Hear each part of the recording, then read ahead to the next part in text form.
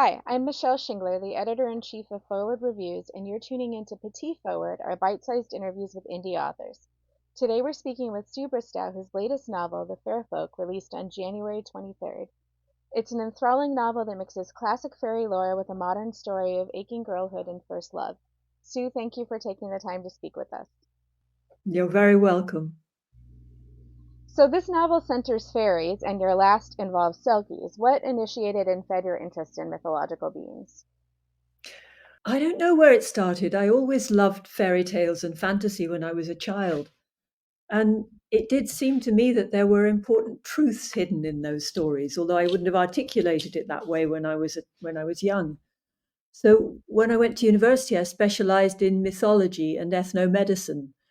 It was basically all about how we use our imagination to manage our world when that's really the only creative tool that we have. And I think that all cultures do have mythology, although obviously in the modern age we don't necessarily call it that, but we all create mythological beings. And it's interesting to look at why we do that, what they do for us. So, despite all she's been through, your heroine, Felicity, elects to forgive people and fairies with remarkable ease. Do you think you'd do the same in her situation? I don't know. I mean, she has to react in a split second to really charged situations, and make decisions that you can't possibly have time to think through. So, who can say? None of us knows how we would react in that sort of place. Um, and I can't really go into specific things that happened to Felicity because that would be spoilers. But she does learn very early in her childhood that nothing is black and white.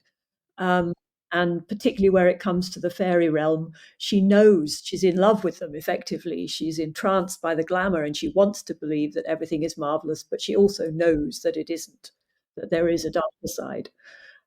So she can't be single minded. She can't be single minded right from the start. So, Felicity's connection to the fairy, as you mentioned, is forged early. It's in fact before her birth, though she doesn't know that at first. How does that fact that it's preordained sort of change the dynamic between her and the fairies, if at all? I think it's key to the way Elfrida treats her right from the start. So if it were simply a troop of fairies that she'd met, they would have welcomed her in, and that would have been that. There would be no long story to be told. But because Elfrida has designs and she's got the troop to agree with her to go along with those designs, she is shaping what happens right all the time. And I do think it's kind of analogous to when you're dealing with seducers or scammers in the modern world. You cannot take at face value when people tell you that you're really special and unique and wonderful, because they generally have an agenda that isn't in your best interests. Yeah.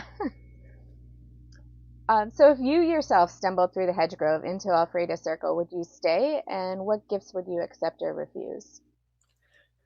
Well, if I had met the fairies when I was 8 years old, I wouldn't be here now, I don't think. I don't know what any of us can say what we would have done, but at 8 years old, you're very, very susceptible. Um, Nowadays, I think I would be more cautious. As as Professor Edgerly says in the story, I don't think that world is kind to the old. So, um, yeah, I think you'd hesitate, or I would hesitate. Maybe if I were right at the end of my life, I would think differently. I might accept the food and eat drink the drink and see where it took me, but, I'm not quite at that stage yet. I have things to do in this world. So, to those in your audience who might be at risk of happening upon a ring of mushrooms or a mysterious hillside in the near future, what advice would you give? Keep your wits about you. Yeah, maybe take along a talisman to remind you of home, and remember that there are people who love you. If you think about the Ballad of Tam Lin, which I used part of in the story, that's what draws people back to the real world in the end, the ties that you have with people who care for you. So, what resources did you draw upon when writing the Fair Folk, and would you recommend or recommend against any in particular? Okay, so there are so many books, but first of all, I would recommend reading the original folk tales as they were collected. And sometimes that's a couple of hundred years ago, collected by people like Wallace and Andrew Lang and so forth. There was a vogue for it in the Victorian age, certainly for going around listening to stories and writing them down. They didn't usually bother to credit the people who actually told the stories, of course, but there you go. Um, so once you've got those stories inside you, reading books that analyze and study the patterns and meanings of folklore makes a lot more sense. And by the way, I'd include modern myth makers, people like Tolkien, obviously, Ursula Le Guin, Neil Gaiman, people who use motifs from folklore and give them a modern twist. I think they're just continuing an honorable tradition that stretches back as far as we've been human, really.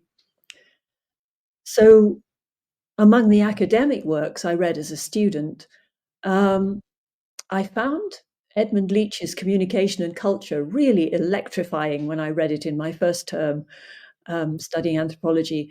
But I think it's probably a little bit dated now, and structuralism is out of fashion, so maybe not so much now.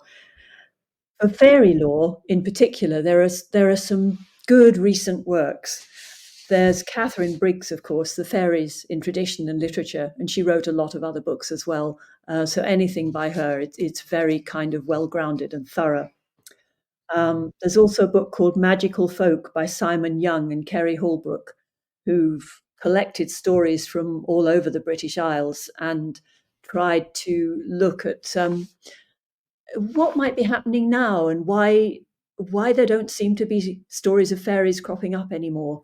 You know, that the world seems to have moved along, and that I brought into the book as well because I was interested in how and why that might be happening. So I just wanted to add to that that of course nowadays it isn't just about books. Social media is an amazing platform for facilitating information and sharing of knowledge. And I would like to acknowledge two sources that have been really helpful for me. One of which is Terry Windling's Myth and Moor, which you can access through Patreon. It's just full of lovely insights, and it isn't just words, it isn't just folklore and superstition, it's about music and art and all sorts of other things like that as well.